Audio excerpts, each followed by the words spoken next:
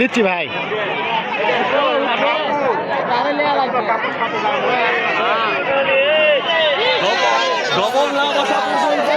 এতগুলা মানুষ মল্লিশ খাবা হাজার পাঁচেক লোক ভাই দুটা খাসি দুটা মোষ আর গরু হলো দুটা কোনো টেনশন নাই বহুত লোক খাবারও বহুত যথেষ্ট পরিমাণ আছে আল্লাহ দিলে বাঁচবে মানুষ খায় ওই খাবারের ওটা নিলাম।